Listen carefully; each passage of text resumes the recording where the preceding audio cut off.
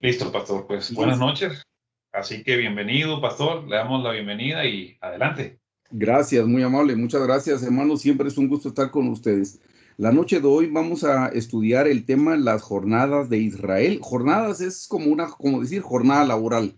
Son las jornadas de Israel desde que salieron de Egipto hasta que llegaron a Canaán. Les decía hace un momentito, hermanos, este tema es importantísimo porque nos revela el camino por el cual debemos nosotros caminar espiritualmente hablando desde que somos salvos y si es que queremos llegar a ser la esposa del Cordero. Este es solamente, la noche de hoy va a ser solamente, hermanos, solamente una introducción. Déjenme ver. Es, ¿Está saliendo ahí, hermano Ahí Erwin? está. Sí, ahí está.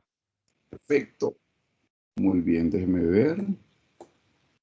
¿Todavía está ahí, hermano Erwin? Ahí estamos, O hice algo? perfectamente. Sí. Sí, está muy bien. Gracias. De alguna manera yo oculté algo, pero bueno, estamos ahí. Así es que, hermanos, este es el tema que les mencionaba, las jornadas de Israel desde Egipto hasta Canaán.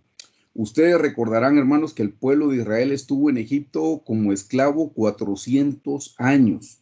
Quiero que sepan, hermanos, que en total el pueblo de Israel, los israelitas vivieron en Egipto 435 años. 435 en total. Los primeros 35 años fue cuando vivió José, que ellos vivieron en las tierras de Gosén, que eran unas tierras muy fértiles. Pero después de que murió José y murió el faraón que conocía a José y al Dios de José, se levantó el hijo de este faraón y este faraón no había escuchado ni de José ni del Dios de José y esclavizó al pueblo de Israel. Así es que el pueblo de Israel estuvo en Egipto 400 años como esclavos. El tema este, hermanos, que estamos estudiando con el hermano Erwin, está tomado de dos libros. Está el primer libro que se llama Las jornadas de Israel desde Egipto hasta Canaán y las jornadas de Israel y las 40 paradas. Además, hermanos, están tomados de los audios y las notas del pastor Carlos, porque él también ya enseñó este tema en la iglesia. Y yo les decía, cuando lo estudiamos con el hermano Carlos, no me acuerdo si lo estudiamos en 3 o 4 años. Así es que el tema es bien importante porque vamos a ver cosas que se tienen que hacer. Hermanos, por ejemplo, los israelitas en su caminar van a ver ustedes, ellos tuvieron que luchar contra naciones cananeas. Ellos tuvieron que luchar contra Amalek, tuvieron que luchar contra los jebuseos, por ejemplo, y cada nombre en el idioma original, que es el hebreo, cada nombre tiene un significado. Y cada nombre y cada significado representa una actitud que nosotros tenemos en nuestro corazón, con la cual nosotros tenemos que luchar. Si ustedes se recuerdan que Dios le dio a Israel la orden en el desierto de pelear contra Amalek y matarlo y exterminarlo. Y le dijo que tenían que matar hasta los animales y los bebecitos de pecho. Hermanos, no es porque Dios sea malo. En la dispensación del Antiguo Testamento, Dios así lo diseñó, hermanos, porque la paga del pecado es muerte. Y estas naciones habían ya llenado su copa de ira en su pecado. Y el Señor de esa manera decidió que era como ellos iban a terminar. Pero eso fue en el Antiguo Testamento, el pueblo de Israel lo hizo físicamente. Ahora nosotros no tenemos que matar a nadie, hermano, no tenemos que matar ni a nuestro vecino, ni nuestro compañero de trabajo. No, esas son actitudes que nosotros tenemos que matar en nuestro corazón. Por ejemplo, Amalek representa la carne.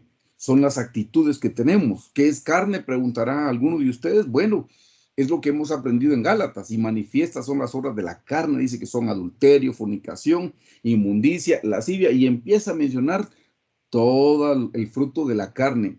Esas actitudes tienen que morir en nosotros si es que queremos crecer espiritualmente. Hermano, ¿y un cristiano podría seguir teniendo esas actitudes? Sí, un cristiano las podría seguir teniendo, hermano, pero no va a progresar espiritualmente, pero no va a prosperar espiritualmente. Se va a quedar siendo como un bebé espiritual. Aceptó a Cristo y el día que muera se va al cielo. Total, no es por nuestras obras. La salvación dice que no es por obras para que nadie se gloríe. El crecimiento espiritual sí tiene que ver con las obras. Si nosotros no obramos, entonces no vamos a crecer espiritualmente. Y eso es todo lo que vamos a estudiar con relación a este tema. Cada vez que leamos algo que el pueblo israelí hizo desde que salió de Egipto hasta Canaán, los 40 años que estuvieron en el desierto, Vamos a ver aquí en la introducción, hermanos, eso es solo una figura, un tipo, una sombra de lo que a nosotros nos pasa y cómo nosotros también podemos alcanzar la victoria. Así es que, habiendo dicho esto, entramos a la presentación. Les voy a leer, y lo puse aquí, y les voy a suplicar que tengan su Biblia a la mano. Les voy a estar pidiendo que me lean ustedes algunas citas bíblicas, por favor. Dice, para entender detalles pequeños de la Biblia, debemos comprender primeramente los cuadros grandes que nos dan un mejor panorama de nuestro caminar, desde los inicios de nuestra salvación hasta la meta final y una visión más clara del plan de Dios para nuestras vidas. Hermanos, es más fácil entender la Biblia si vemos el mapa grande y entonces ya nos ubicamos. Es más grande es mejor, perdón, si empezamos de lo general a lo particular. Es mucho mejor entender la Biblia de esa manera. Si estamos tratando de entender detallitos, nos podemos perder. Es mejor tener el panorama más amplio, el panorama más grande. Esto es precisamente la jornada de Israel de Egipto a Canaán. Literalmente son un mapa de algo que ellos tuvieron que caminar. Bueno, ese caminar para nosotros es un caminar cristiano. Esto es, por ejemplo, cuando ustedes visitan edificios grandes, por ejemplo, centros comerciales. En Guatemala no me he percatado tanto porque digo que pues, ahora casi no visitamos, pero los de aquí no son tan grandes, pero hay lugares donde los edificios son tan grandes que le ponen un mapa y una flechita y dice, usted está aquí. Y uno nota, si yo quiero ir a tal lugar, tengo que tomar tal ruta, o si voy a ir a tal otro lugar, tengo que tomar otra ruta.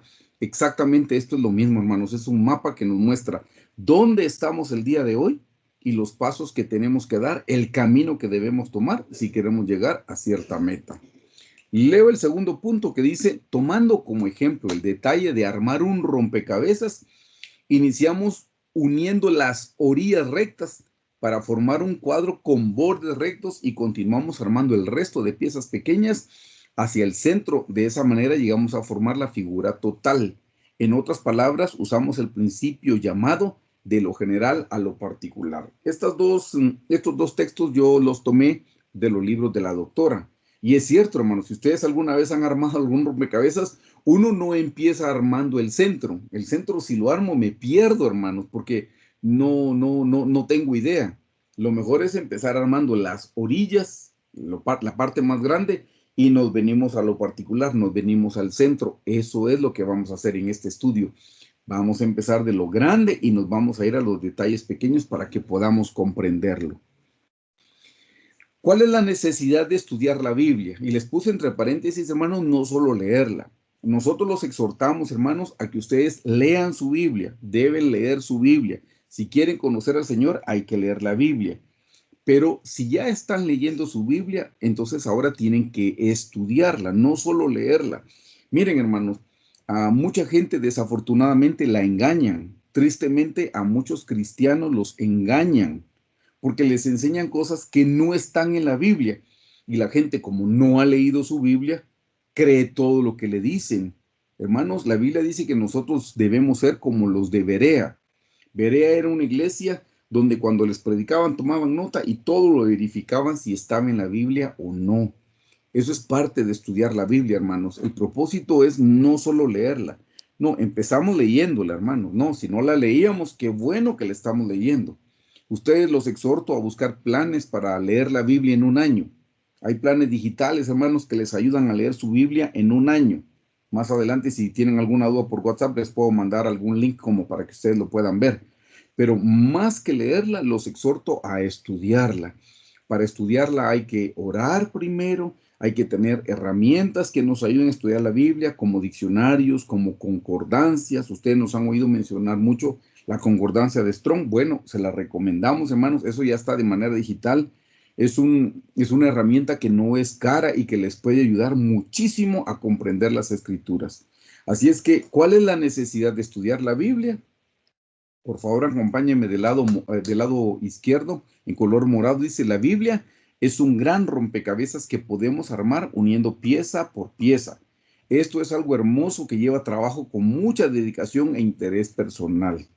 Hermanos, así es la Biblia. Hay cosas que uno dice, pero ¿por qué yo eso no lo había visto? Pues porque no lo había estudiado. Tal vez lo había leído, pero no lo había estudiado. Lo había leído de manera superficial, pero no lo había estudiado. Estudiarlo, hermanos, A veces, lo voy a decir de esta manera, Dios a nosotros nos ha dado a muchos el privilegio de estudiar, ya sea en la escuela primaria o secundaria o en diversificado o en la universidad.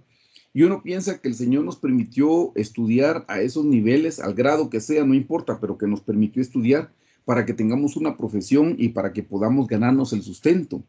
Hermanos, el sustento viene de parte del Señor. Y sí, debemos tener un trabajo y debemos tener una profesión. Pero ¿saben, entre otras cosas, para qué Dios nos permite a nosotros ir a la escuela y aprender a estudiar? Para que así como estudiamos en la escuela o en el colegio o en la universidad, así estudiemos la Biblia.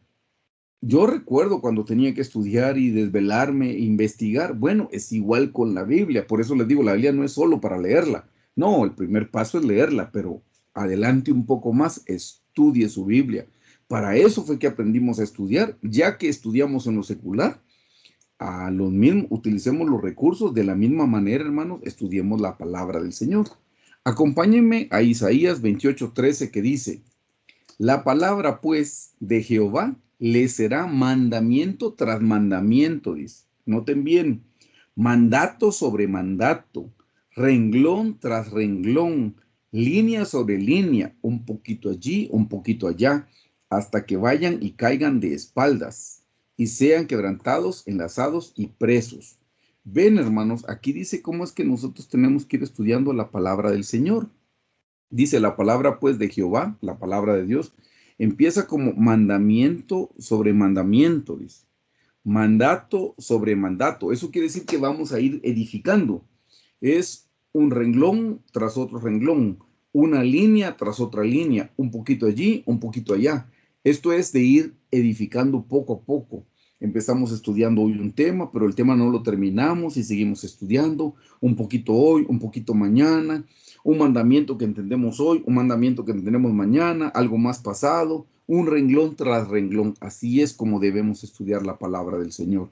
Así es que les menciono esto porque de esto se trata este estudio. En este estudio vamos a aprender las jornadas y vamos a aprender a estudiar la palabra del Señor también. ¿Cuál es la importancia de este estudio, hermanos? Que estamos, pues ya lo empezaron ustedes con el hermano Erwin, pero este estudio es bien importante y aquí se los noto. Del lado izquierdo pueden ver ustedes que hay un mapa.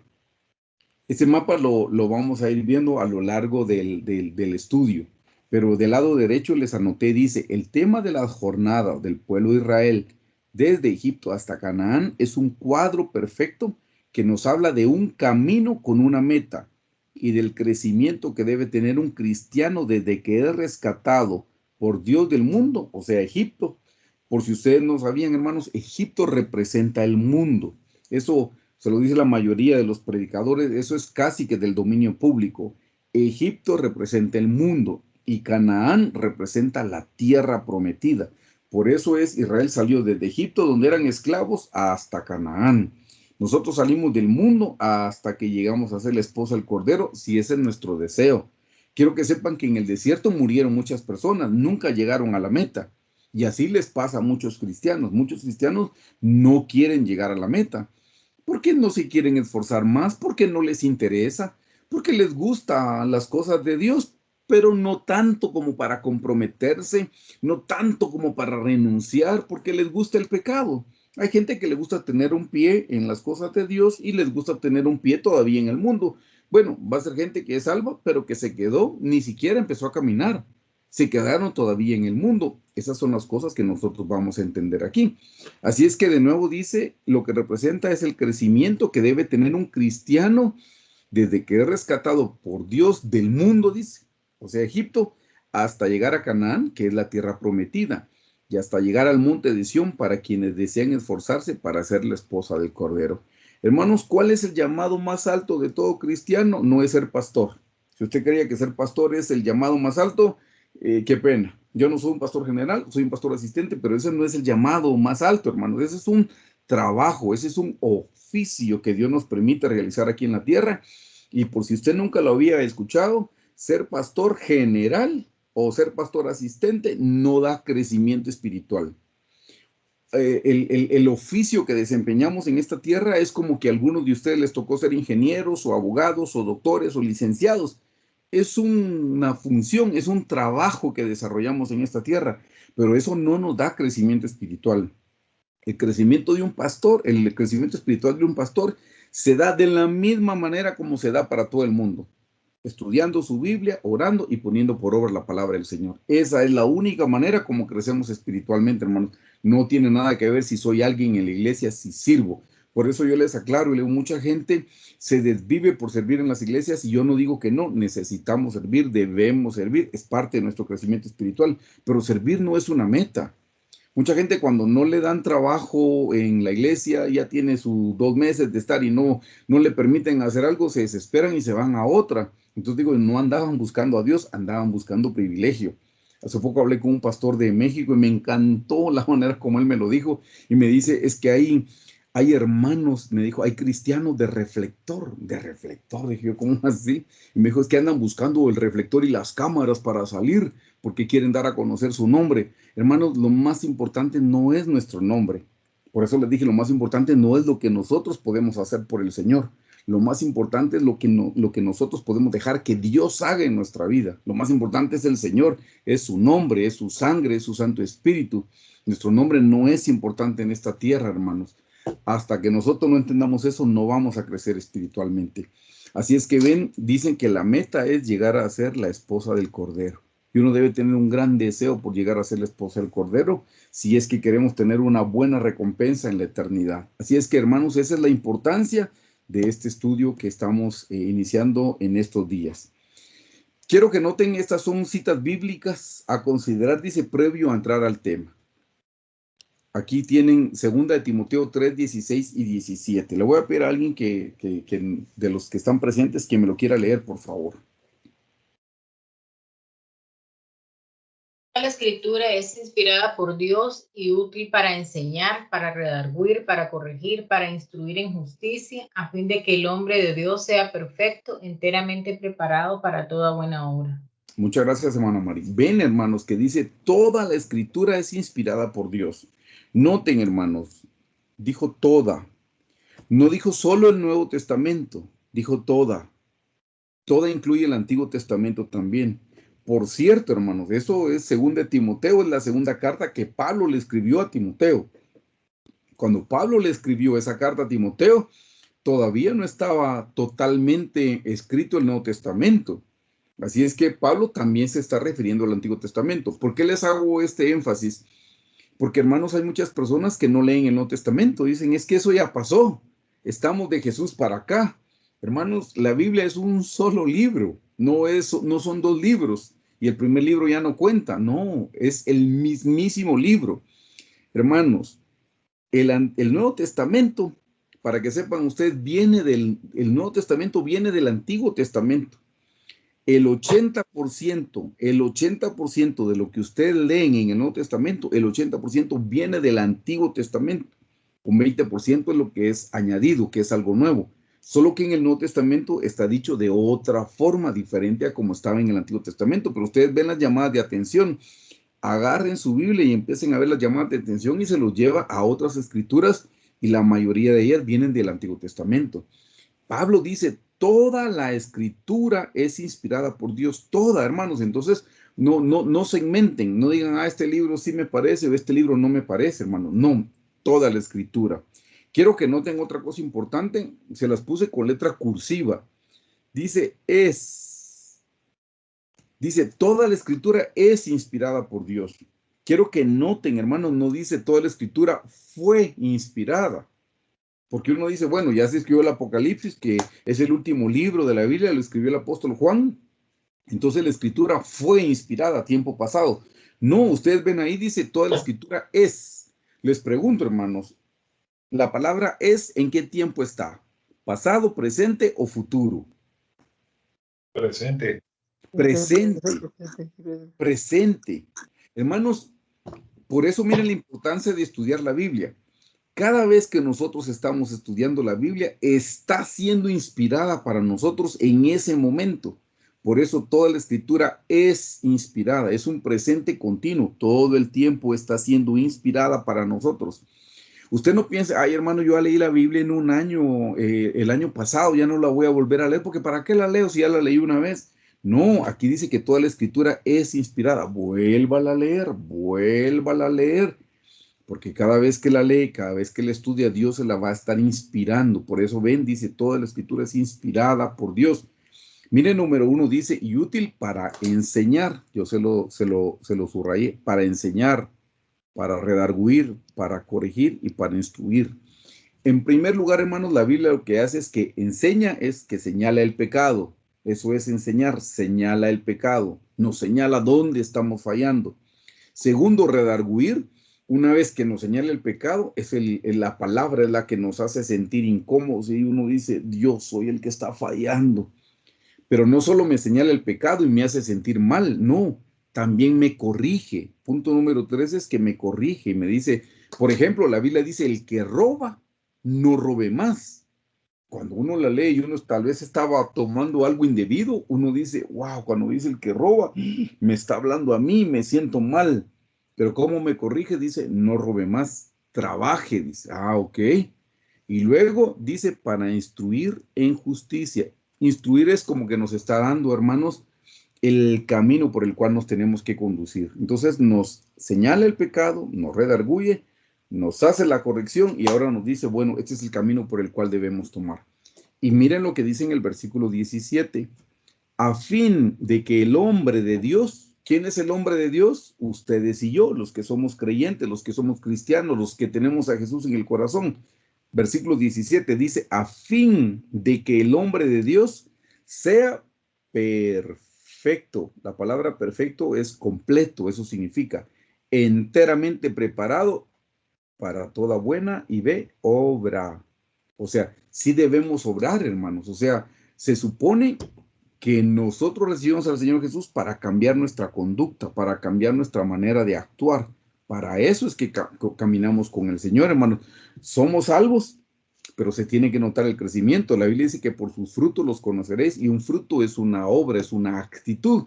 Por eso este tema es importante porque vamos a ver todos los enemigos que tenemos en el corazón y cómo los vamos a poder vencer con la ayuda del Señor. Tengo del lado derecho el Salmo 103:7, por favor, que me lo pueda leer alguien. Sus caminos notificó a Moisés y a los hijos de Israel sus obras. Gracias. Ven, hermanos, en este salmo está diciendo sus caminos notificó a Moisés. O sea, a Moisés le dio a conocer el camino y a los hijos de Israel sus obras. Ahora, nosotros nos estamos enfocando, hermanos, en el camino nos estamos enfocando. Este es un camino, un modo de vida. Gracias a Dios que Moisés escribió los primeros 5 libros de la Biblia, lo que se llama el Pentateuco, y ahí es donde podemos encontrar justo la jornada de Israel de Egipto a Canaán. Así es que por eso es importante, hermanos, porque esto es un camino. Lo que vamos a estudiar es el camino. El Señor Jesús es el camino, la verdad y la vida. Pero empezamos por el camino. Este es un camino. Mucha gente recibe al Señor Jesús y no sabe qué hacer. Ni se le ocurre que puede hacer otra cosa. Yo hace mucho tiempo tuve el privilegio de que evangelicé a alguien, un familiar, y qué lindo, porque lo primero que me decía es, bueno, ya hice tal cosa, ¿ahora qué tengo que hacer? Se tiene que bautizar en agua en el nombre de Jesús. Perfecto. Cuando se bautizó, ¿ahora qué tengo que hacer?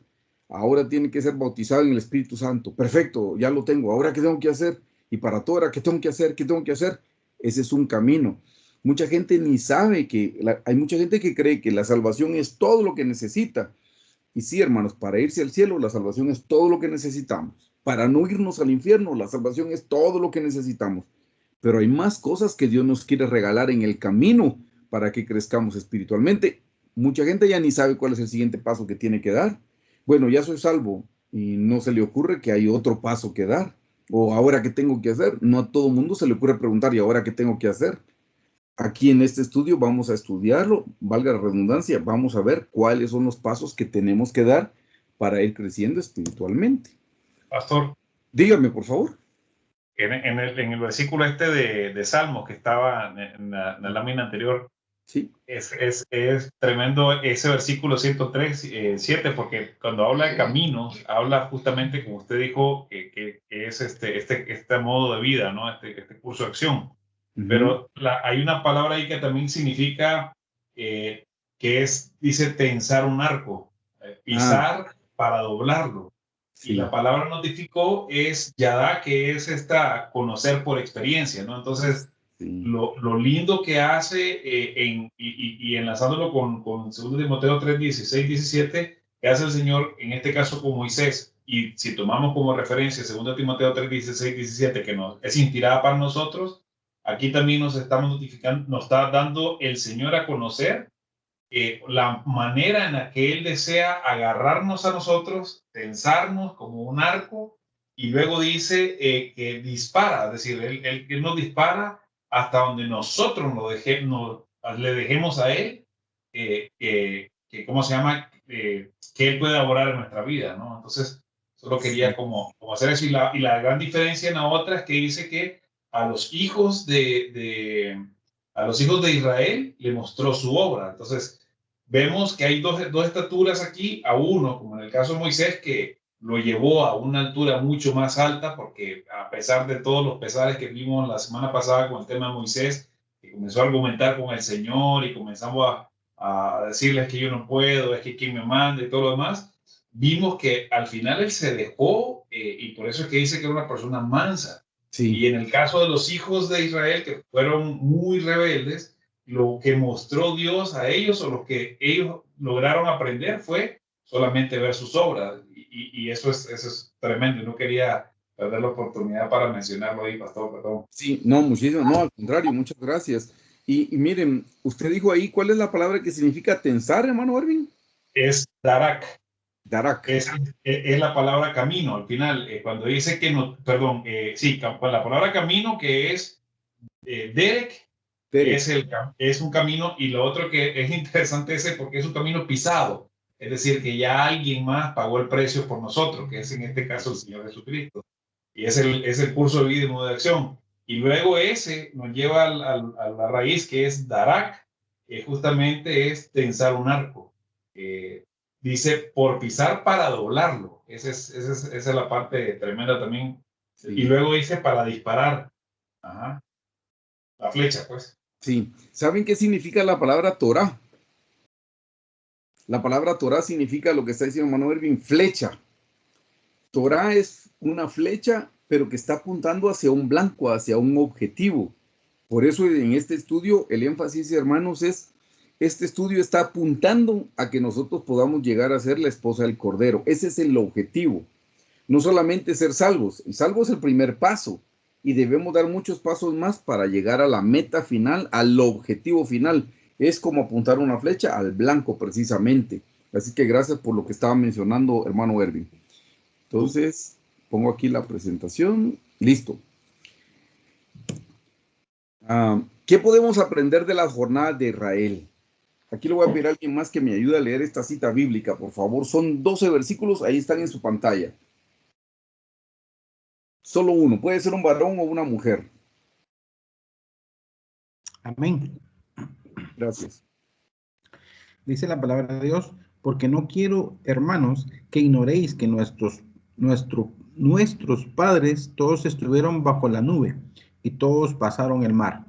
Y todos en Moisés fueron bautizados en la nube y en el mar. Y todos comieron el mismo alimento espiritual. Y todos bebieron la misma bebida espiritual, porque bebían de la roca espiritual que los seguía. Y la roca era Cristo. Pero de los más de ellos no se agradó Dios, por lo cual quedaron postrados en el desierto. Mas estas cosas sucedieron como ejemplo para nosotros, para que no codiciemos cosas malas como ellos codiciaron. Ni seáis idólatras, como algunos de ellos, según está escrito. Se sentó el pueblo a comer y a beber, y se levantó a jugar. Ni forniquemos, como algunos de ellos fornicaron, y cayeron en un día 23,000. Ni tentemos al Señor, como también algunos de ellos le tentaron, y parecieron por las serpientes. Ni muriereis, como algunos de ellos murmuraron, ni murmuréis, como algunos de ellos murmuraron, y perecieron por el destructor. Y estas cosas les acontecieron como ejemplo, y están escritas para amonestarnos a nosotros, a quienes han alcanzado los fines de los siglos. Así que el que piensa estar firme, mire que no caiga. Amén. Muchas gracias, hermano Juanito. Hermanos, este pasaje es precioso y confirma lo que acabamos de hablar. Está diciendo cuál es el propósito. El hermano Erwin, cuando habló de camino, dice que es un camino que ya está pisado, que ya está machucado, ya está apachado, pero es porque alguien más lo caminó antes. Hermanos, eso es un ejemplo, precisamente eso es. Las jornadas de Israel desde Egipto hasta Canaán, o el camino o el caminar de Israel desde Egipto hasta Canaán, hermanos, solo es un ejemplo para nosotros. Miren, ellos no tuvieron ningún ejemplo antes. Ellos cometieron muchos errores. Nosotros, si cometemos errores, es por ignorantes, porque no quisimos estudiar la palabra de Dios, porque ya tuvimos un ejemplo. Ya hubo alguien que caminó el camino. Sabemos dónde hay un agujero, dónde hay un bache. Cuando uno va a algún lugar y no conoce, hermanos, o lleva un mapa o se lleva un guía para que el guía le muestre, no, tiene que tomar por este lado. Bueno, hermanos, esto es como una guía. Vean lo que dice en el versículo 1, porque no quiero, hermanos, esto lo está diciendo Pablo, porque no quiero, hermanos, que ignoréis que nuestros padres, los israelitas, dice, todos estuvieron bajo la nube y todos pasaron el mar. Eso más adelante lo vamos a estudiar, qué es la nube y qué es el mar. Versículo 2, todos en Moisés, dice, fueron bautizados en la nube y en el mar. Todos comieron el mismo alimento espiritual, eso también lo vamos a estudiar. Dice en el 4, y todos bebieron la misma bebida espiritual porque bebían de la roca espiritual que los seguía y la roca era Cristo. Yo no sé si ustedes sabían eso, hermanos. Vean lo que dice aquí. Dice, perdón, porque bebían de la roca espiritual que los seguía. Yo no sé si ustedes sabían que el pueblo israel anduvo caminando por 40 años en el desierto y había una piedra que los andaba siguiendo. No sé si eso lo habían escuchado o lo habían estudiado alguna vez. Pues aquí está en la Biblia. Y cuando veamos las jornadas de Israel, vamos a estudiar una roca. Hermanos, el pueblo de Israel tuvo muchísimos milagros. Como que se partió el Mar Rojo, pues eso sí ya lo hemos estudiado bastante y uno se lo puede imaginar. Pero ellos tuvieron muchos milagros, hermanos. Aquí dice que había una roca, una piedra que los andaba siguiendo. ¿Dónde han visto ustedes una piedra caminar? Dígame, ¿cómo podría una piedra andarme siguiendo para ir para abajo? Pero aquí lo dice la Biblia, y si la Biblia lo dice, la Biblia está diciendo la verdad, así era. La Biblia dice, porque bebían de la roca espiritual que los seguía, y la roca era Cristo. Fue a la roca de donde sacó, Dios le dijo a Moisés la primera vez que golpeara la roca, y la segunda le dijo que le hablara, pero él de todas maneras la golpeó y salió agua. Pero eso lo vamos a estudiar más adelante. Versículo 5. Pero de los demás de ellos no se agradó Dios, por lo cual quedaron postrados en el desierto. Hermanos, si estamos en el mismo camino y hubo gente que murió, que en el camino se quedó postrada, les pregunto, ¿no sería sensato que nosotros estudiáramos en qué barranco se fueron, en qué agujero cayeron, en qué trampa les tendió el enemigo y les ganaron? ¿No creen ustedes que sería inteligente de nuestra parte estudiar dónde en el camino ellos se desviaron y se perdieron y terminaron en un lugar al cual ellos no querían ir, pero terminaron mal? Por supuesto, hermanos, que nosotros tendríamos que entender dónde fue que fallaron los israelitas. ¿Cómo fue que vencieron, por ejemplo, en Jericó? ¿Qué hicieron para vencer en Jericó? Porque yo me voy a topar con esa ciudad un día en mi vida espiritual. Hermanos, el Antiguo Testamento y la Jornada no es un libro histórico. Mucha gente piensa, qué aburrido, eso lo hicieron los israelitas. No, hermanos, Jericó tiene un significado. Si ustedes se recuerdan cómo vencieron ellos esa batalla, solo alabando, sonando sus shofares, solo cantando. Bueno, hermanos, hay batallas en nuestras vidas que nosotros solo vamos a vencer cantando, adorando al Señor. Eso es importante que lo aprendamos. Pero qué batalla, hermano, porque yo no he tenido ningún Jericó. Pero dígame si no ha tenido depresión. Dígame si alguna vez no se quiso levantar de la cama y dijo, cómo quisiera dormirme y no despertar jamás porque tengo tantos problemas, tantas dificultades. Estoy con disgusto con mi esposa, mis hijos no hacen caso, en el problema estoy a punto que me despidan, están cerrando, está quebrando. ¿No ha tenido ese tipo de dificultades? Bueno, es lo mismo, solo que de otra forma, pero es lo mismo. Hermanos, son batallas que nosotros tenemos y el Señor nos dice cómo vencerlas. Miren, hermanos, los cristianos están deprimidos, están amargados, están enojados, pero porque quieren, porque tienen su Biblia y no la leen, porque ¿qué otra cosa le puedo decir yo? Solo van a la iglesia y como que cumplen un ritual el día domingo, pero no tienen una relación con Dios. Sí, por eso andan amargados, andan bravos, andan peleados, andan deprimidos, etcétera, etcétera, etcétera. Eso lo vamos a aprender en el estudio bíblico, hermanos, cómo vencer esos enemigos que nos vienen a atacar, el enojo, la frustración, la ansiedad, todas esas cosas son enemigos que están en la Biblia. En la Biblia vamos a encontrar de todo para todos. Si usted quiere saber algo de medicina, vaya a la Biblia. Usted quiere saber algo de geología, vaya a la Biblia. Usted quiere saber de psicología, vaya a la Biblia. Todo lo va a encontrar en la palabra del Señor. Pero en el 5 dice, pero de lo demás de ellos no se agradó Dios, por lo cual quedaron postrados en el desierto. Si ustedes y yo de verdad queremos llegar a la meta, estudiemos dónde fallaron y se quedaron postrados en el desierto para que no nos pase a nosotros. Vea lo que dice en el 6. Mas estas cosas sucedieron como ejemplos para quienes, dice, para nosotros. Mire que es un ejemplo para nosotros. Por eso, hermanos, de nuevo le digo, es una necedad no querer estudiar lo que hizo el pueblo de Israel bien o lo que hizo mal. Es una necedad, porque aquí claramente dice en el versículo 6, mas estas cosas sucedieron como ejemplos para nosotros. Y empieza a decir que no tenemos que hacer, que el pueblo de Israel hizo mal. Para que no codiciemos, dice. Mire, es un pecado. Aquí se mencionan 5 pecados que Israel cometió. 5, hermanos. 5 pecados. Si nosotros los cometemos, nos vamos a quedar postrados en el desierto. Mas estas cosas sucedieron como ejemplos para nosotros, para que no codiciemos cosas malas como ellos codiciaron. Ni seáis idólatras como algunos de ellos, según está escrito, se sentó el pueblo a comer, a beber y se sentó a jugar. Ni forniquemos como algunos de ellos fornicaron y cayeron en un día, 23,000 murieron por fornicar. Ni tentemos al Señor como también algunos de ellos le tentaron y perecieron por las serpientes. Cuando ellos tentaron a Dios, Dios levantó su restricción y entraron las serpientes y los mordieron y ahí perecieron. Ni murmuremos, pecado número 5, como algunos de ellos murmuraron y perecieron por el destructor. Vea lo que dice en el 11.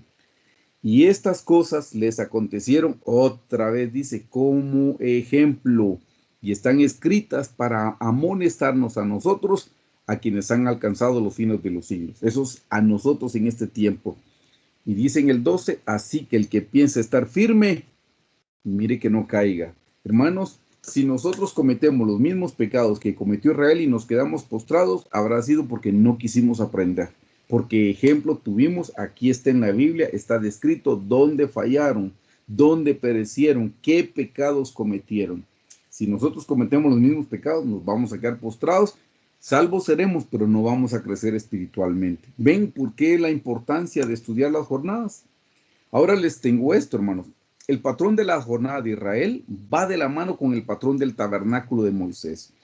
¿Se recuerdan que esto ya lo hemos mencionado en algunas ocasiones? El tabernáculo de Moisés era un santuario, era como una tienda de campaña, si lo podemos decir respetuosamente de esa manera, y ahí se muestra cómo crecer espiritualmente.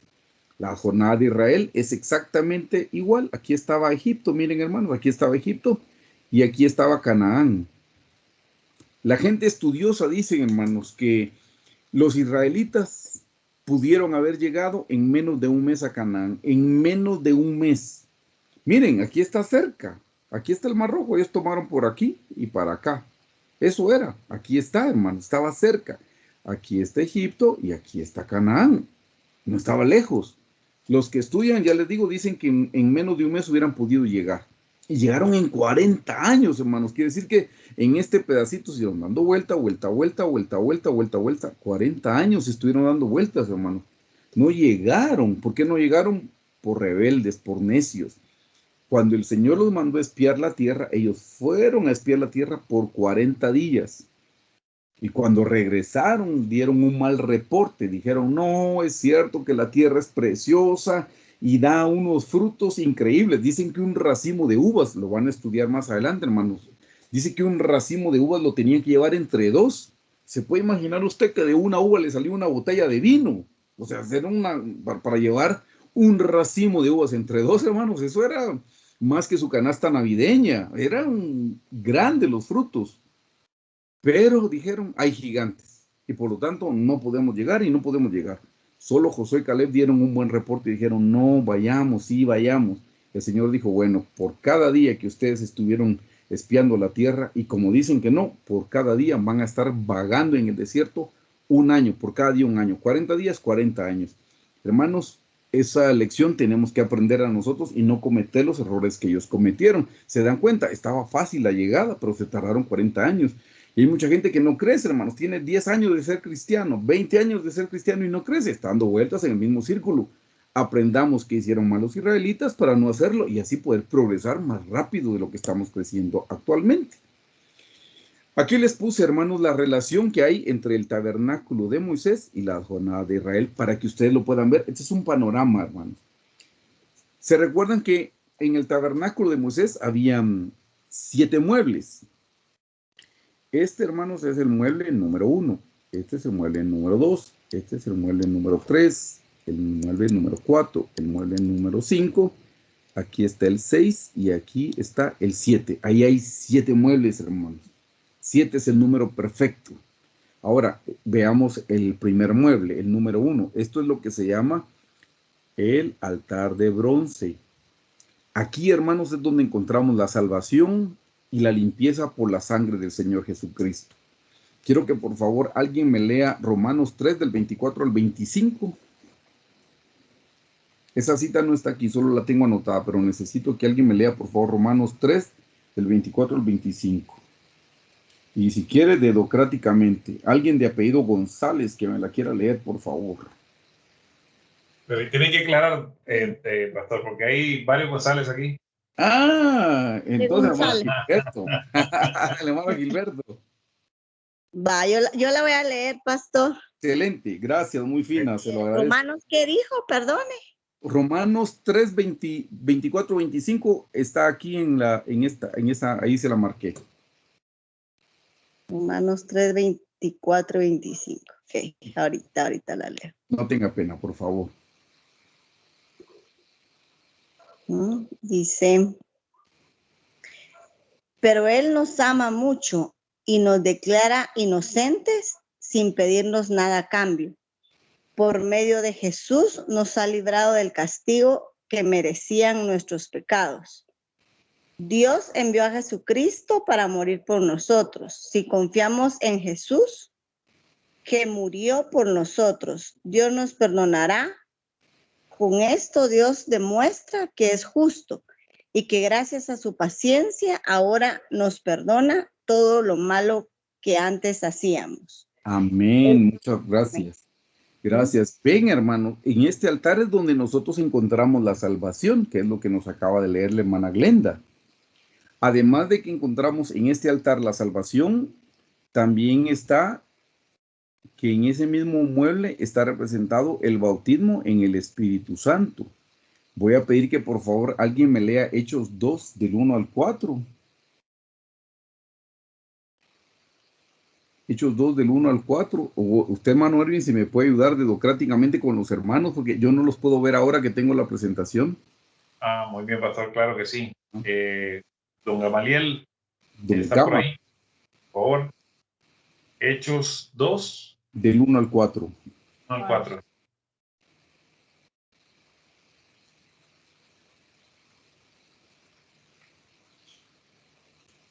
No sé si nos escuchan, Gamaliel. Si no, Fernando. Yo lo tenía, Erwin. Adelante. Vamos, Muy pues. fina. Gracias. Bueno, el día de la fiesta de Pentecostés, los seguidores de Jesús estaban reunidos en un mismo lugar.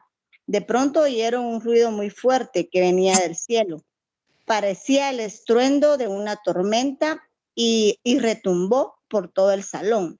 Luego vieron, que algo parecido a llamas de fuego se colocaba sobre cada uno de ellos. Fue así como el Espíritu Santo los llenó de poder a todos ellos y enseguida empezaron a hablar en otros idiomas. Cada uno hablaba según lo que el Espíritu Santo le indicaba. Amén. Ven, hermanos, En este mueble, por un lado, en primer lugar, encontramos la sangre del Señor Jesús, la salvación, que la hermana Glenda ya nos leyó, Romanos 3, 24, 25. Pero aquí también, en este mismo mueble, estaba el fuego, hermanos, porque se ponía el sacrificio, se derramaba la sangre, pero luego venía el fuego. La sangre que habla de la salvación y el fuego que habla del Espíritu Santo. Ya la hermana Glenda nos leyó Hechos 2 del 1 al 4. Si alguien nos puede leer Romanos 5, 6, por favor.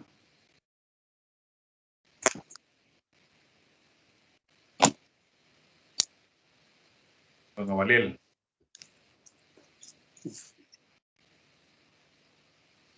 Tiene problemas de audio. Porque Cristo, cuando aún éramos débiles, a su tiempo murió por los impíos. Amén, gracias. Aquí, hermanos, estamos viendo una vez más la sangre, como les decía, y vemos el fuego del Espíritu Santo en este mueble. Ahora quiero que vean en paralelo, hermanos, en la figura que estamos estudiando nosotros de la jornada de Israel, que es todo lo que está aquí en la parte de abajo. Ya ahorita que acabamos de ver en el tabernáculo, quiero que por favor alguien me lea Éxodo 12, versículos 12 y 13 que está aquí abajo. Aquí se los voy a subrayar. Éxodo 12, 12 y 13, por favor.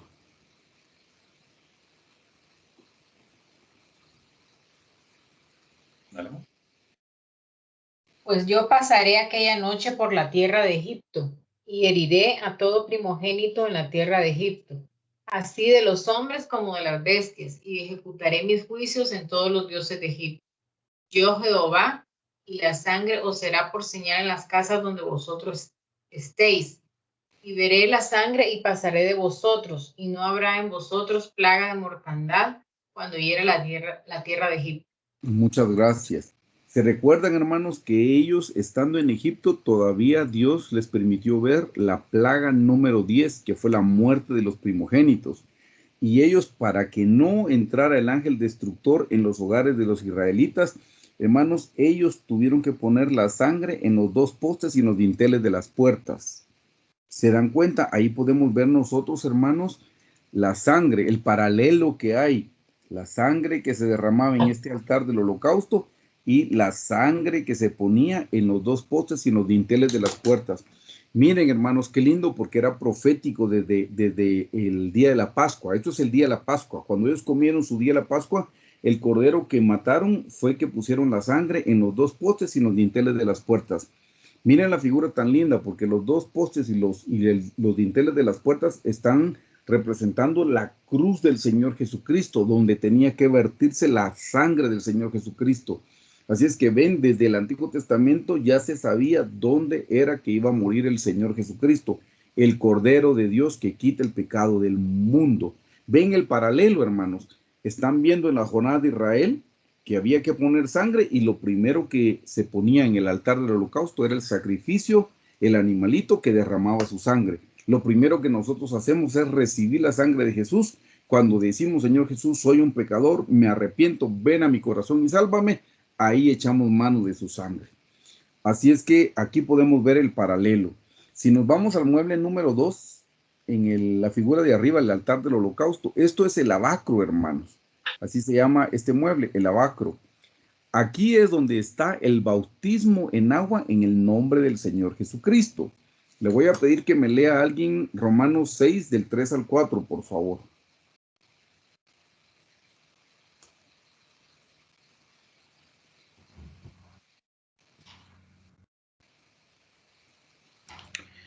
¿O no sabéis que todos los que hemos sido bautizados en Cristo Jesús hemos sido bautizados en su muerte?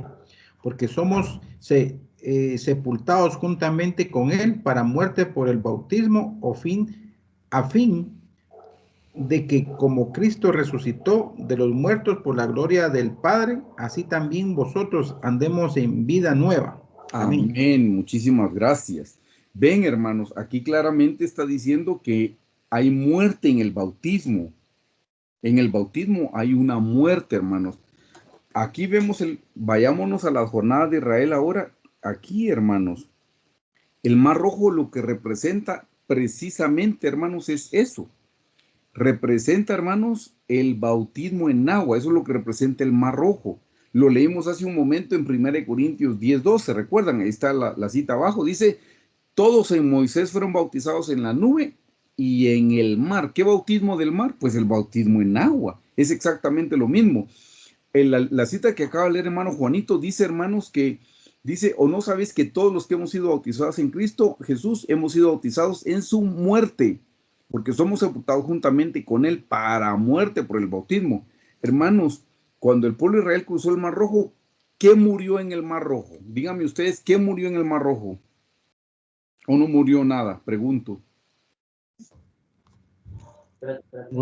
Murió la esclavitud, pienso yo. Sí, hermanos, ahí murió Faraón y ahí murieron los egipcios.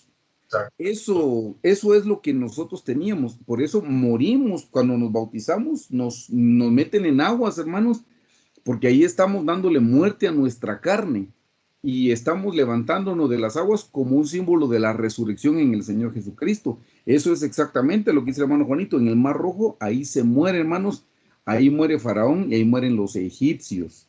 Entonces, ¿perdón?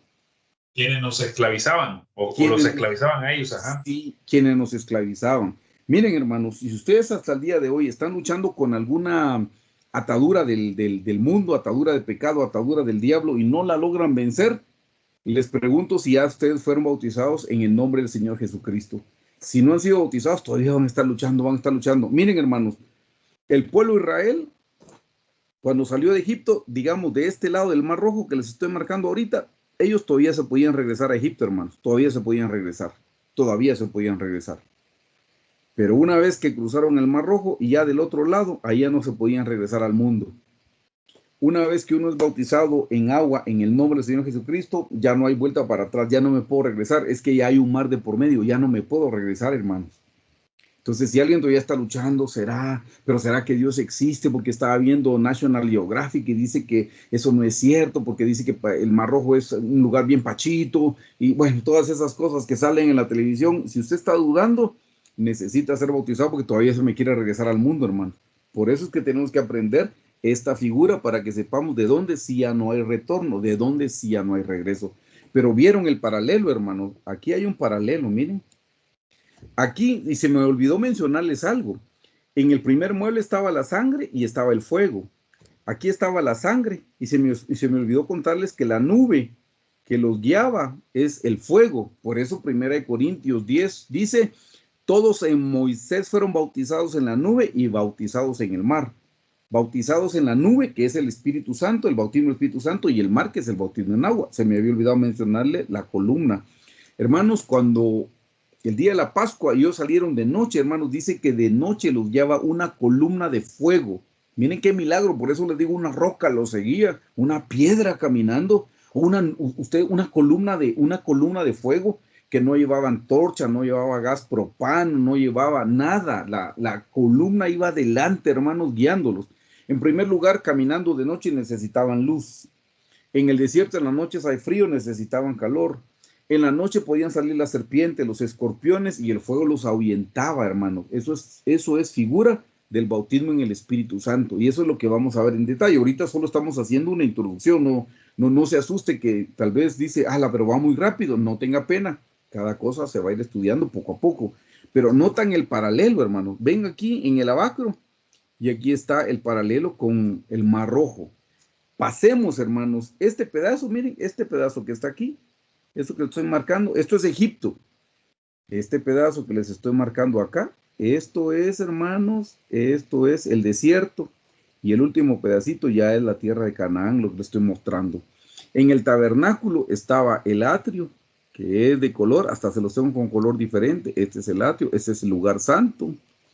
Y este es el lugar santísimo. Por eso les dije que es un paralelo. Ahí están los títulos. Miren, aquí dice atrio. Aquí es el lugar santo y aquí es el lugar santísimo. Aquí dice Egipto, aquí dice desierto y aquí dice Canaán. Es un paralelo, hermanos. Ahora veamos, por favor, el lugar santo. El primer mueble que tenía que ministrar era el mueble número 3, que es el altar de oro del incienso, que es este que estamos viendo aquí. Hermanos, en Apocalipsis 5:8, por favor, que alguien me lo lea. Apocalipsis 5:8, por favor. Porque necesito comprobarle qué representa ese altar.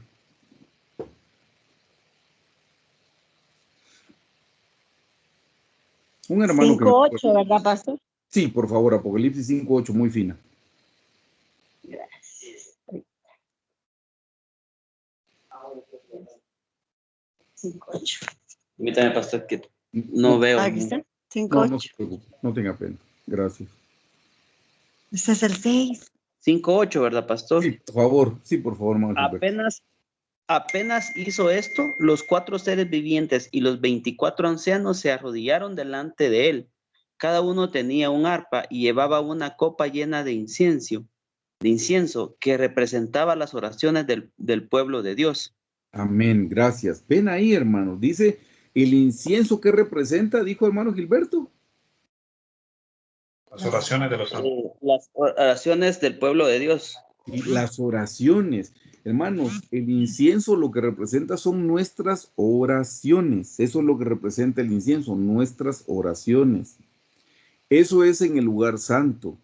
Va, el mueble número 4, hermanos, es el del candelero.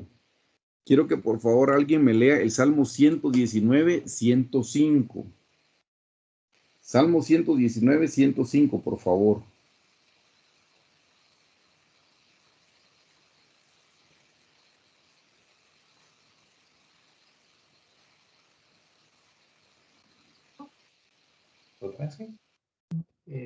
Salmo 119. Bueno, lo voy a leer yo, pastor. Gracias. Lámpara es a mis pies tu palabra y lumbrera a mi camino.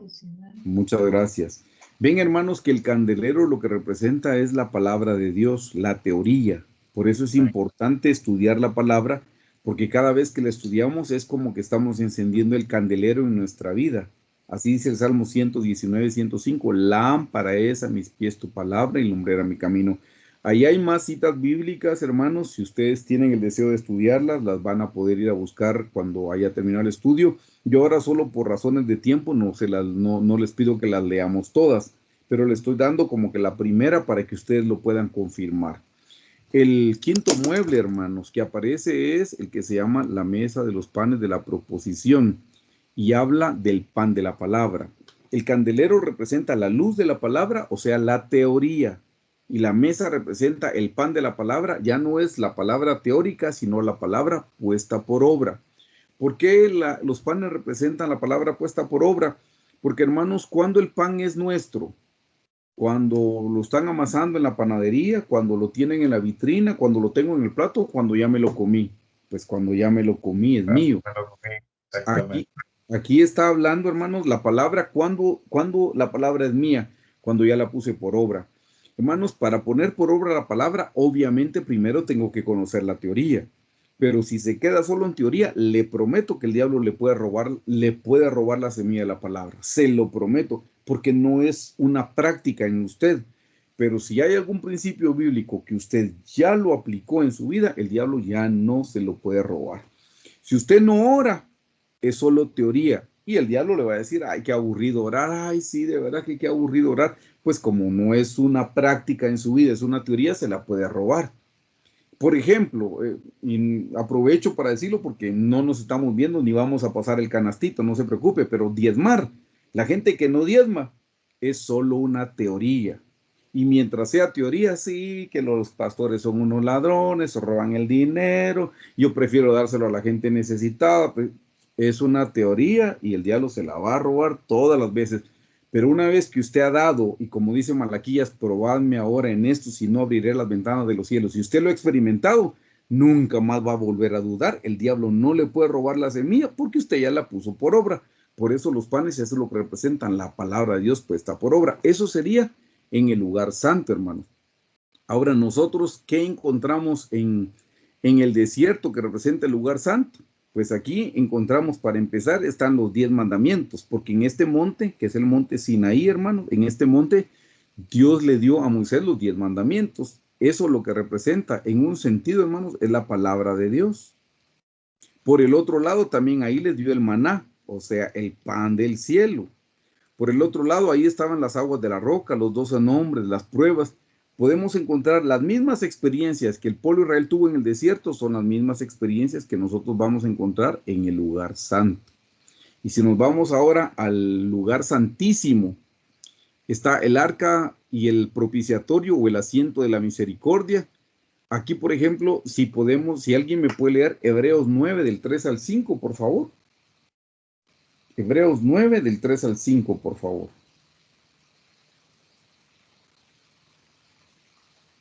Hebreos. Lo leo yo, pastor. Sí, Hebreos 9 del 3 al 5. Tras el segundo velo estaba la parte del tabernáculo llamada el lugar santísimo, el cual tenía un incensario de oro y el arca del pacto cubierta de oro por todas partes, en la que estaba una urna de oro que contenía el maná, la vara de Aarón que reverdeció y las tablas del pacto, y sobre ella los querubines de gloria que cubrían el propiciatorio, de los cuales cosas no se puede ahora hablar en detalle. Amén, gracias. Ven, hermanos, el último recinto era el lugar santísimo, lo acabamos de leer en Hebreos, y Hebreos, para que sepa, es Nuevo Testamento, y estamos hablando del Antiguo Testamento. La meta, hermanos, es que podamos llegar al lugar santísimo. ¿Se recuerdan ustedes que al atrio entraba el sacerdote, los hijos del el sumo sacerdote, sus hijos los sacerdotes y todo el pueblo? Al lugar santo ya solo entraba el sumo sacerdote y sus hijos los sacerdotes. Y al lugar santísimo ya solo podía entrar el sumo sacerdote. Bueno, la meta, hermanos, era llegar aquí. La meta era llegar al lugar santísimo. Y esta es la meta, llegar a la tierra de Canaán. Por eso les dije, es lo mismo, hermanos, solo que visto de otra manera. Esa es la relación que podemos ver nosotros entre el tabernáculo de Moisés y la jornada de Israel.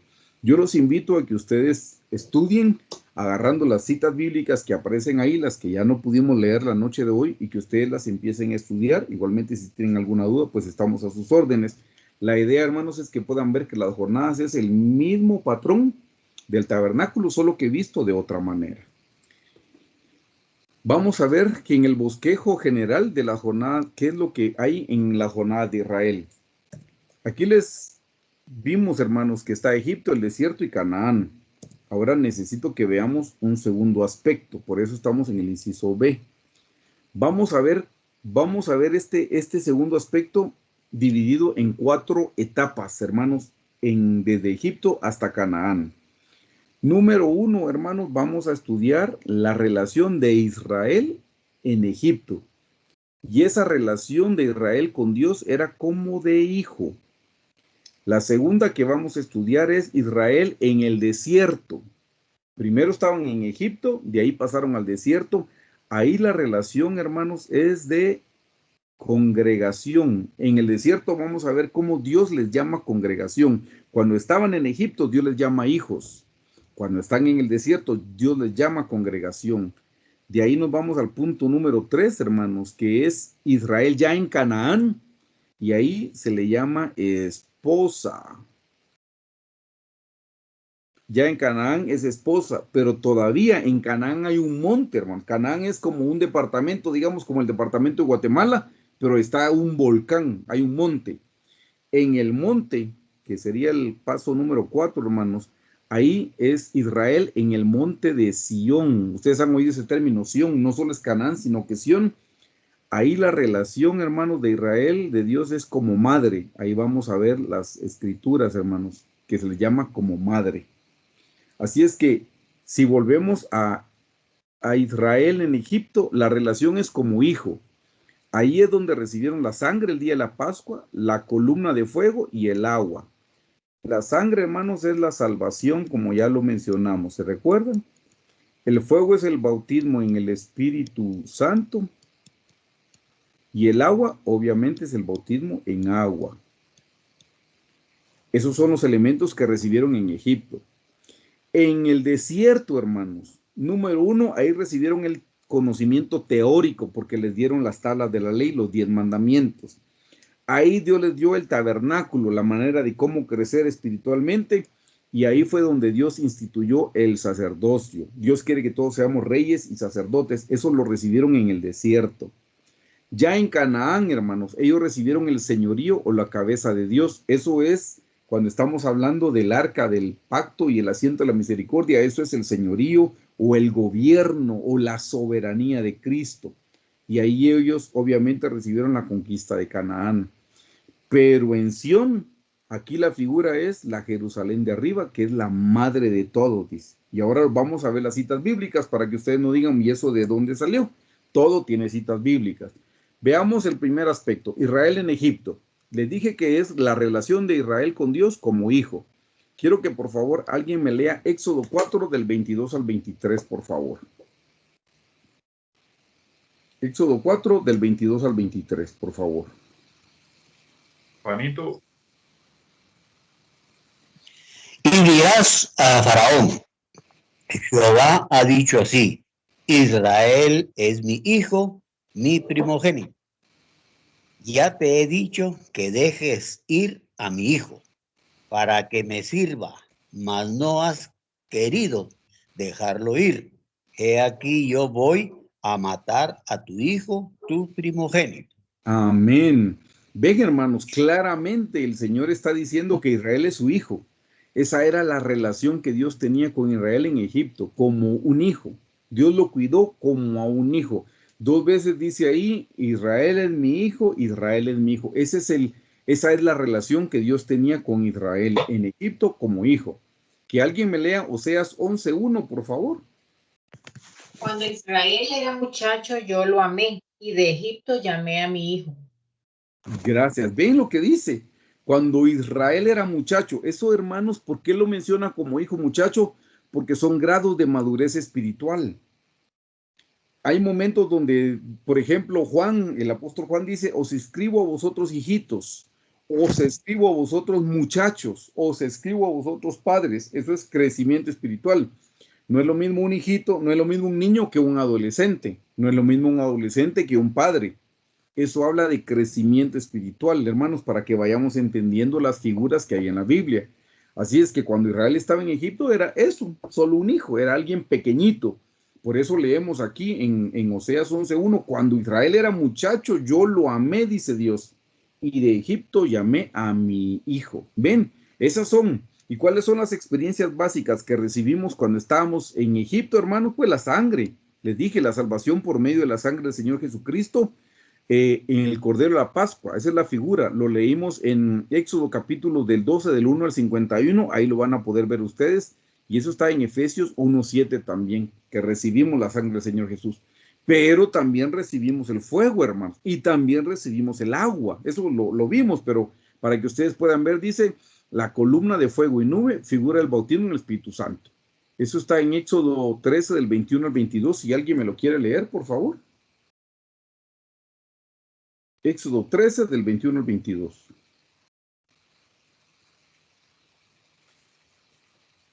Aquí se las pido leerla porque no la leímos en la diapositiva anterior. Y Jehová iba delante de ellos de día en una columna de nube para guiarlos por el camino, y de noche en una columna de fuego para alumbrarles, a fin de que no anduviesen de día, a fin de que anduviesen de día y de noche. Y el 22 dice, nunca se apartó de delante del pueblo la columna de nube de día, ni de noche la columna de fuego. Amén, gracias, hermano Erwin. Ven, hermanos, de día era una nube que les daba sombra, de noche era fuego que les daba luz, como les dije, luz, calor, y ahuyentaba a las serpientes y a los escorpiones del desierto, pero de día milagrosamente se convertía, no se iba a convertir en una columna de fuego porque les iba a dar más calor, no, se convertía en una nube, como un paraguas que les daba sombra, hermanos. Ven aquí, claramente dice, y Jehová iba delante de ellos en la nube, Dios iba en la nube. Y quiero que me lean solo para terminarles de confirmar que ya lo leímos, pero 1 Corintios 10:2, por favor. Y todos De ese modo, fueron bautizados en la nube y en el mar. Correcto, ven, y dice, y todos fueron bautizados. Está hablando del bautismo en el Espíritu Santo. Ahora nos vamos al 1.3, el 4, dice, paso por el mar rojo, figura el bautismo en agua en el nombre del Señor Jesucristo. Estos son capítulos completos, por favor léanlos ustedes, Éxodos capítulo 14 y 15, pero ustedes ya saben cómo cruzaron el mar rojo. Y una vez más, en 1 Corintios 10:2 dice, y todos fueron bautizados en la nube y en el mar. ¿Cuál es el bautismo en el mar? El bautismo en el Espíritu Santo. Por último, dice, estas 3 experiencias iniciales de un cristiano son totalmente gratuitas y no requiere de ningún esfuerzo humano para obtenerlas. Simplemente debemos de aceptarlas y recibirlas como un regalo de parte de Dios. La salvación, el bautismo en el Espíritu Santo y el bautismo en agua son gratuitas, hermanos. No tenemos que hacer nada. Vamos a la etapa número 2, que es Israel en el desierto. Vieron que en el anterior, hermanos, claramente dice, hijo, deja ir a mi hijo. Entonces ahora vamos a ver cuál es la relación aquí. La relación es como congregación. Quiero que alguien me lea Hechos 7:38, por favor.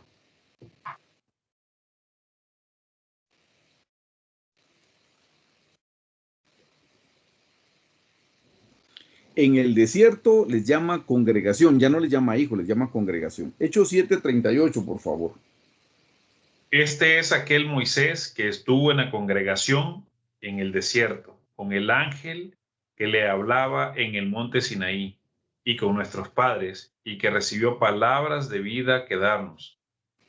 Amén. Ven que dice, este es aquel Moisés que estuvo en la congregación. ¿En dónde dicen? ¿En el desierto? En el desierto, correcto. Entonces ven, hermanos, aquí cuáles son las experiencias básicas. El conocimiento teórico, dice, de la palabra en el monte Sinaí, a través de ella, el entendimiento del plan maestro de Dios y su voluntad. Eso lo pueden leer ustedes en Éxodo capítulo 19-20. Además, dice, Dios les dio el tabernáculo o la revelación de la estatura completa del Señor Jesucristo en el tabernáculo de Dios con los hombres, el único camino al Padre y el único mediador entre Dios y los hombres. Lo pueden ver en Éxodo capítulo 25-26, en Juan 5:39-47, en el Salmo 68-24. Y 2.3, Dios instituyó el sacerdocio o la revelación de cómo desea Dios ser servido por el hombre. O sea, no, aquí no es cómo yo quiero servir a Dios, no, Dios es el que me dice cómo quiere que yo lo sirva, hermano. No lo voy a hacer como yo deseo, es como Dios desea. Acompáñeme a la diapositiva del lado derecho, dice, Dios les dio durante 40 años la oportunidad de convertirse en hacedores y no tan solamente oidores olvidadizos, engañándose a sí mismos. Eso está en Santiago. 40 años para darle la oportunidad de dejar que la palabra de Dios les señalara sus propios errores, les redarguyera, les corrigiera e instruyera para traer el cambio necesario a sus vidas para entrar a tomar posesión de las promesas de Canaán. Eso lo estudiamos en 2 Timoteo 3:16-17. Este cuadro o ejemplo del pueblo de Israel nos enseña claramente que únicamente el conocimiento teórico no nos ayudará a conquistar las promesas de Dios. Hermanos, solo leer la Biblia nos es importante y lo necesitamos, pero no eso no nos ayuda a conquistar. Dice, la teoría juntamente con la práctica es lo que nos hará conquistar nuestra propia tierra en el corazón viejo. Hermanos, si queremos vencer, no solo es que sepamos la palabra puros loritos. Mire, la teoría no convierte, no nos da la victoria. Para que sepan, dice que el diablo sabe la Biblia y la conoce mejor que nosotros, pero él nunca la puso por obra, a él nunca lo convirtió, al contrario. Entonces no es solo saberse la Biblia de memoria, no, es saberse la Biblia, pero practicarla. Lo más importante no es saberla, lo más importante es practicarla. Vamos a la etapa número 3, Israel ya en Canaán, hermanos. Aquí la relación es como esposa. Por favor, que alguien me lea Isaías 54:5, alguien más Jeremías 31:32 y alguien más Isaías 62:4-5, por favor. Isaías 54:5.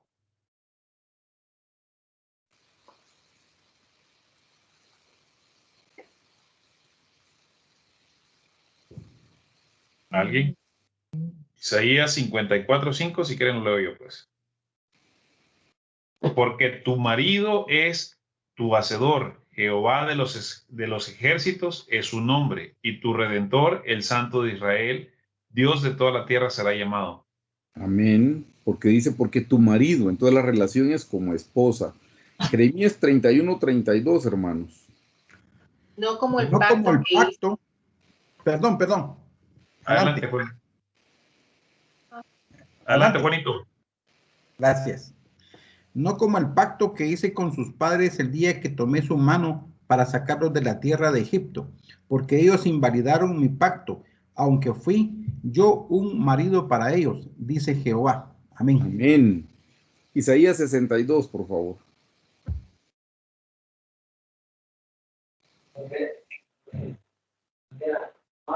Ya no le dirán a Jerusalén ciudad abandonada, sino la favorita de Dios, ni a la tierra de Israel país en ruinas, sino la esposa de Dios.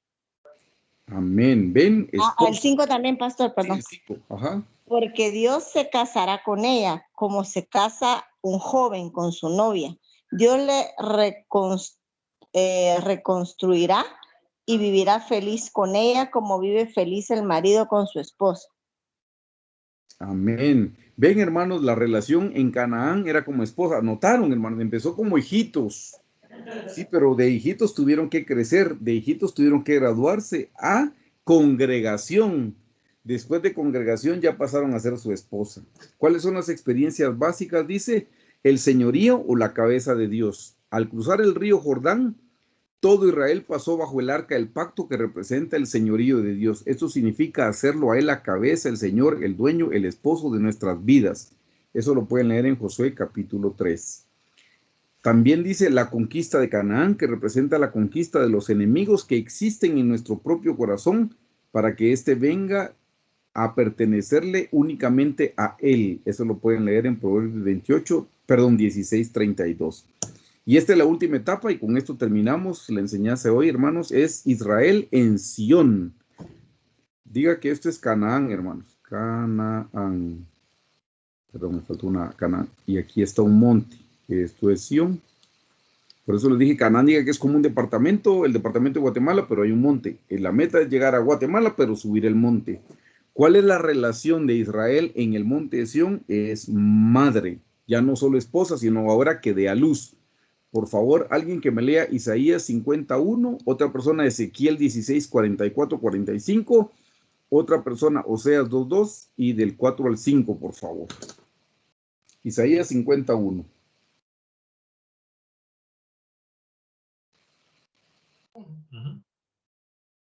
Así dijo Jehová, ¿qué es de la carta de repudio de vuestra madre con la cual yo la repudié? ¿O quiénes son mis acreedores a quienes yo os he vendido? He aquí, por vuestras maldades sois vendidos, y por vuestras rebeliones fue repudiada vuestra madre. Amén. Ven que le llama madre, hermanos. Gracias, hermana María. Ezequiel 16, 44, 45, hermanos. Ezequiel 16:44. He aquí, todo el que usa de refranes te aplicará a ti el refrán que dice, cual la madre, a la hija. Hija eres de tu madre que desechó a tu marido y a sus hijos, y hermana eres de tus hermanas que desecharon a sus maridos y a sus hijos. Vuestra madre fue Etea y vuestro padre amorreo. Gracias. Ven que le llama madre y Oseas 2:2 y luego Oseas 4:5.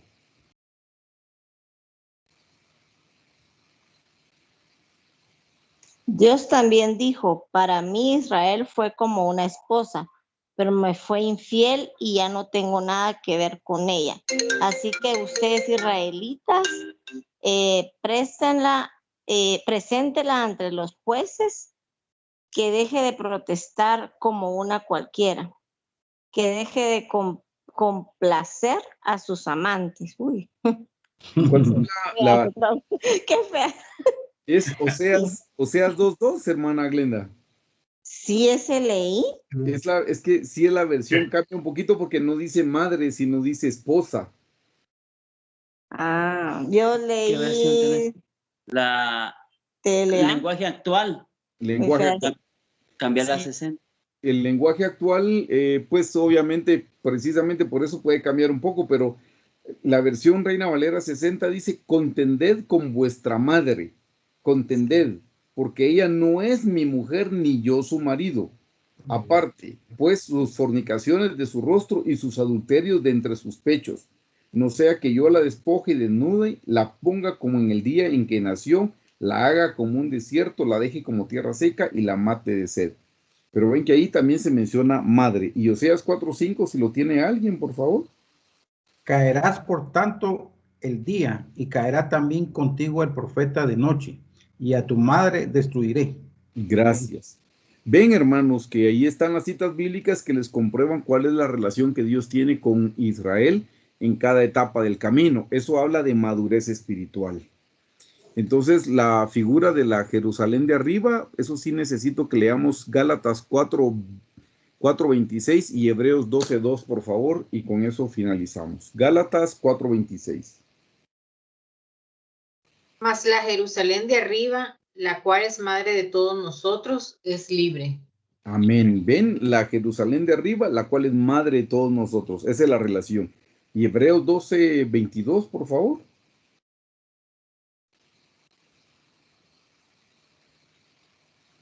Sino que os habéis acercado al monte de Sión, a la ciudad del Dios vivo, Jerusalén la celestial, a la compañía de muchos millares de ángeles.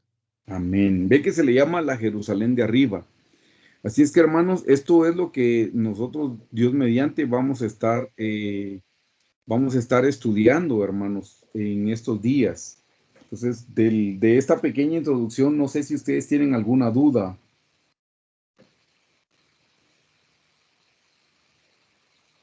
Toca estudiarla nuevamente, pastor. Yo más que alguna duda, tengo una pregunta. Dígame.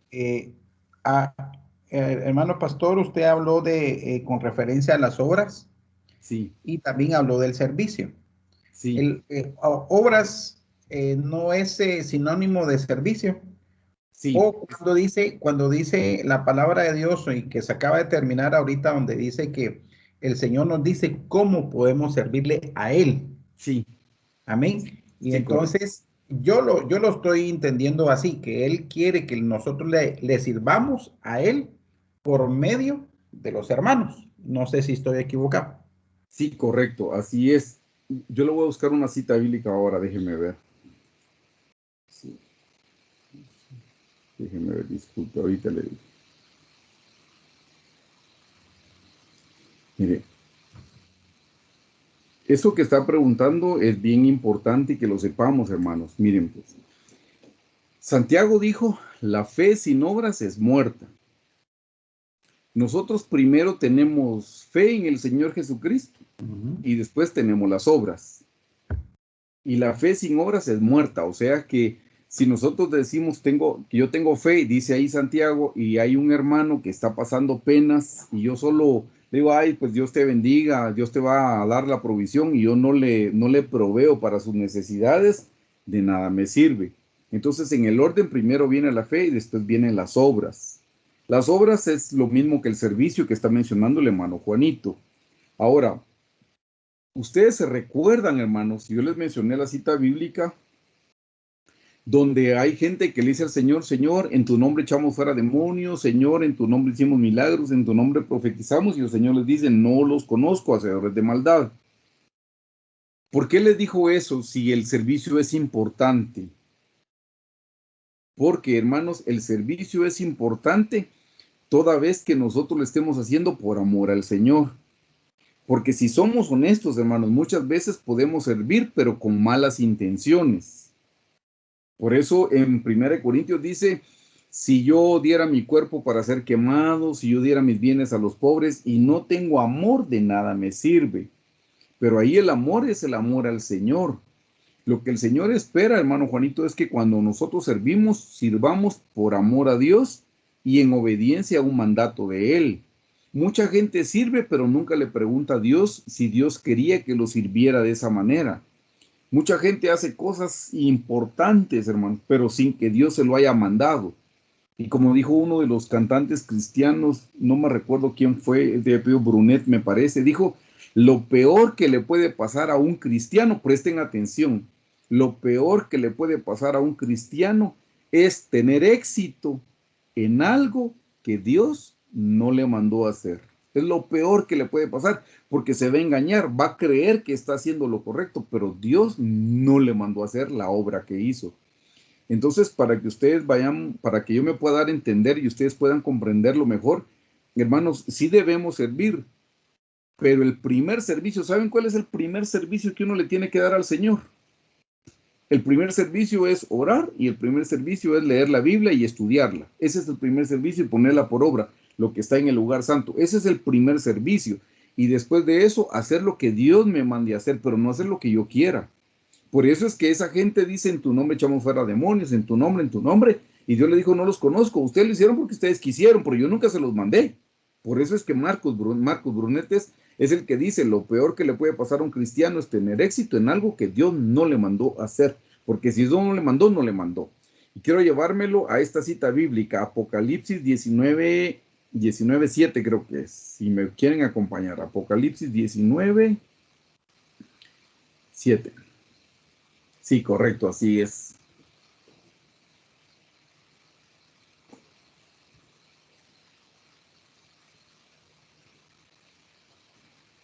Si alguien me la quiere leer, Apocalipsis 19 del 7 al 8. Gocémonos y alegrémonos y démosle gloria, porque ha llegado las bodas del Cordero y su esposa se ha preparado. Y a ella se le ha concedido que se vista de lino fino, limpio y resplandeciente, porque el lino fino es la acción justa de los santos. Gracias, hermano Gilberto. Mire, hermano Juanito, qué lindo esto, y para los hermanos que nos acompañan. Aquí está hablando de algo muy importante que tiene que hacer la esposa del Cordero. Si queremos ser la esposa, debemos hacer esto. Dice, gocémonos y alegrémonos y démosle gloria, porque han llegado las bodas del Cordero y su esposa se ha preparado. Mire lo que dice en el 8, y a ella se le ha concedido que se vista de lino fino. Hermanos, el lino fino es la ropa que nosotros deberíamos tener, eran la ropa del sumo sacerdote, para que sepan también. Y a ella se le ha concedido que se vista de lino fino, limpio y resplandeciente. Y dice, porque el lino fino es, ¿qué dice?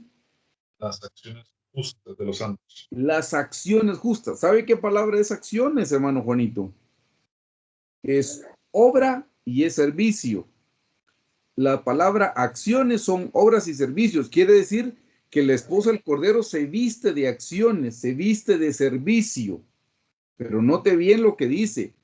Es las acciones. Mire que no dice son, dice es las acciones. Y la palabra que dice, acciones, ¿qué dice, perdón?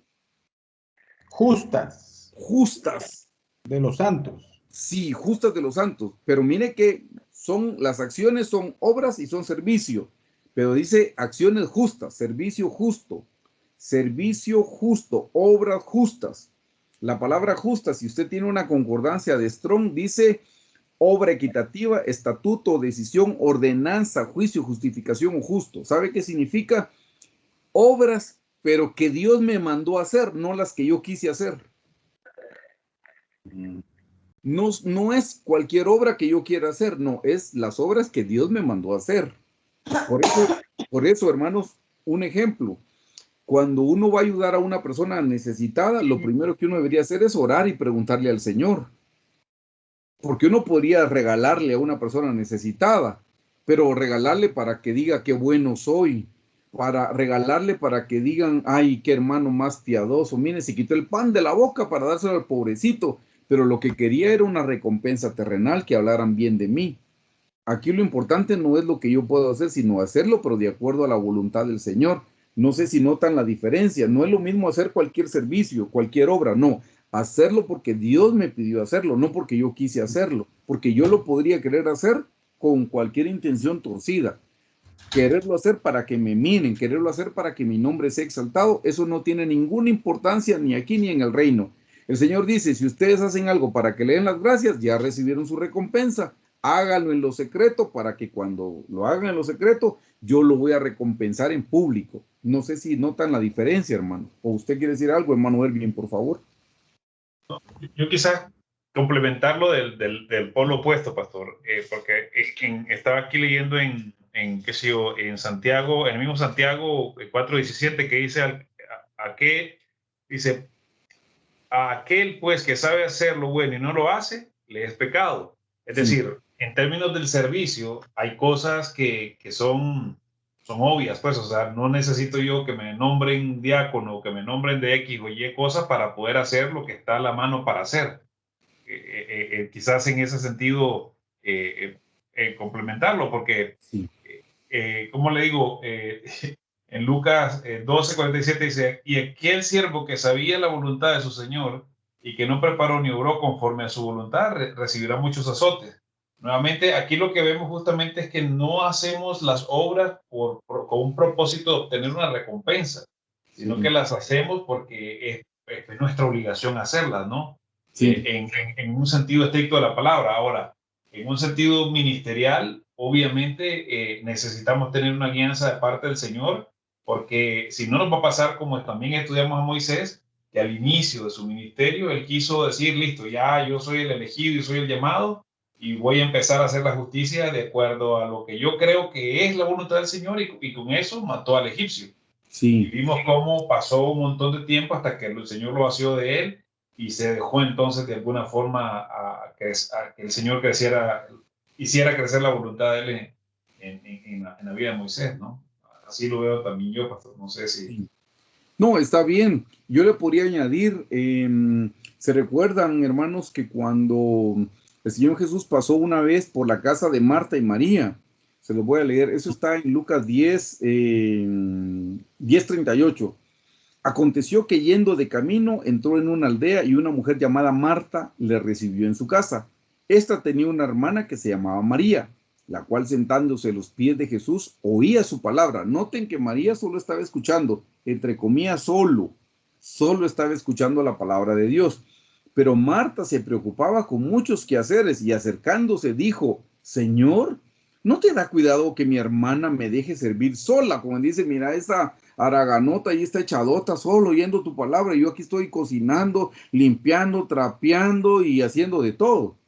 Entonces le dijo, Señor, ¿no te da cuidado que mi hermana me deje servir sola? Dile pues que me ayude. Respondiendo Jesús le dijo, Marta, Marta, afanada y turbada estás con muchas cosas, pero solo una cosa es necesaria y María ha escogido la buena parte, la cual no le será quitada. Hermanos, por eso le digo yo, no estoy diciendo que no hay que servir. El primer servicio que debemos hacer, hermanos, es orar, estudiar la Biblia y ponerla por obra. Ese es el primer servicio. Eso es lo que está haciendo María, está escuchando la palabra de Dios. Después de hacer eso, entonces vayamos a hacer obras físicas, pero obras que nos mandó el Señor, no cosas que a nosotros se nos ocurran, porque se nos van a ocurrir cosas grandiosas, pero tal vez es en nuestro orgullo que nosotros estamos haciendo cosas, pero si Dios no lo mandó, no importa, hermano. Pero el Señor, pero es que eso no fue lo que Dios nos mandó. Ante todo, dice el Señor, lo que espera es obediencia. Así le dijeron a Saúl, la obediencia va antes que los sacrificios. Yo puedo hacer sacrificio de quitarme el pan de la boca, yo puedo hacer sacrificio de darle dinero al pobre, es un sacrificio, pero Dios me lo mandó, no, entonces de nada sirve. Lo más importante es la obediencia. No sé si eso le aclara, hermano Juanito. Sí, hermano, solo me van a disculpar, pero me surge otra pregunta. Por favor. Con respecto a los dones, porque el don de servicio también lo puede el Señor, ¿o no? Sí, correcto, el don de servicio. Y mire, pero el don de servicio, uno puede ser favorecido con cualquier don, pero para el don, lo mismo, hermano Juanito, lo importante es, ¿qué es más importante? ¿Hacer cualquier servicio o hacer la voluntad de Dios? La voluntad de Dios. Sí, la voluntad de Dios. Aunque uno puede tener el don y uno dice, ay, pero mire, como yo tengo el don, me pican las manos. No, antes de que le piquen las manos es, ¿qué dice el Señor? ¿Quiere Dios que lo haga? Porque lo más importante es hacer la voluntad de Dios. Esa es la soberanía, esa es la meta. A veces no lo comprendemos porque todavía no estamos en el nivel de hacer la meta. Uno tiene que esperar a ver cuál es la voluntad del Señor. Los dones son de Dios, hermanos, y hay que ponerlos en práctica. Pero lo importante es la meta. ¿Qué es la meta? La obediencia al Señor. Entonces, sí es cierto, los dones son de servicio. Y por cierto, que alguien no diga, ay, hermano, yo no tengo el don de servicio. El hermano Juanito, él sí tiene el don. A mí no me pide hacer nada. Tampoco es eso. Miren, hermanos, cuando el pastor le pide hacer algo, esa es la voluntad de Dios, porque el pastor es su autoridad. Si el pastor le pide hacer algo, entonces vaya y hágalo. Pero yo también he oído gente que cuando se le pide algo me dice, hermano, yo quiero ser como María, no como Marta, no me pida nada, me voy a quedar aquí oyendo la prédica. Cuando yo estuve a cargo de escuela dominical un tiempo, buscaba maestros y me decían, no, hermano, yo prefiero ser como Martita, mire, oyendo la prédica y no andando. Bueno, entonces está ese balance también.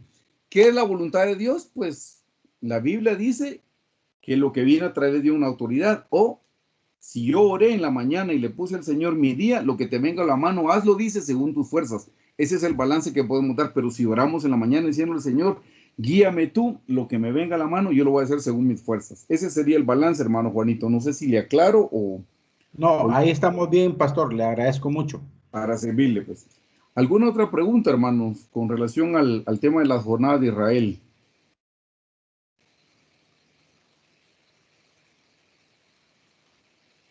¿Cuántos lunes nos va a acompañar, pastor? El próximo. Los que restan del año, dice Erwin. Exacto, para que nos den todo el tema de las jornadas de Israel.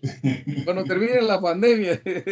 No, si Dios lo permite, vamos a estar el otro lunes. Y entonces el otro lunes vamos a ver cabal el paso número 1, que es el de la Pascua. Todos los pasos son preciosos, hermanos, pero miren, de verdad que espero que nos disfrutemos estas enseñanzas y que las podamos aplicar en nuestra vida. Hoy vimos un general, pero ya en el general ya uno podría decir, yo tengo el bautismo del Espíritu Santo, y si no lo tiene, pídalo, hermano. Miren, no necesita que alguien le imponga manos, o sea, eso ayuda, pero no lo necesita.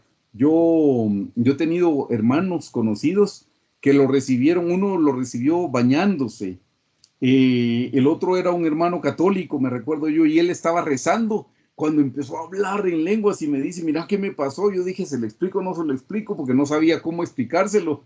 Y le dije, si te vuelve a pasar, me avisas. Y le pasó esa noche, le dije, mi hijo, te tengo que contar, Dios te bautizó. Porque me dijo, estoy diciendo unas cosas que yo no entiendo, solito él, nadie le impuso manos. Si alguien todavía no tiene el bautismo del Espíritu Santo, lo necesita. Hechos 1:8 dice, pero recibiréis poder cuando haya venido sobre vosotros el Espíritu Santo. Entonces necesitamos ese poder, no poder para mandar, no poder para enseñorearnos, dice, y recibiréis poder cuando haya venido sobre vosotros el Espíritu Santo y me seréis testigos, dice. La palabra testigo significa mártir, o sea, dispuestos a predicar el Evangelio, hermanos. Para eso es que necesitamos nosotros el Espíritu Santo, ¿verdad? Entonces yo siento que con la introducción ya podemos hacer como una evaluación, vernos en el espejo de la palabra y ver en dónde nos hemos quedado cortos para pedirle al Señor que nos dé esas experiencias porque son gratuitas. Pues si no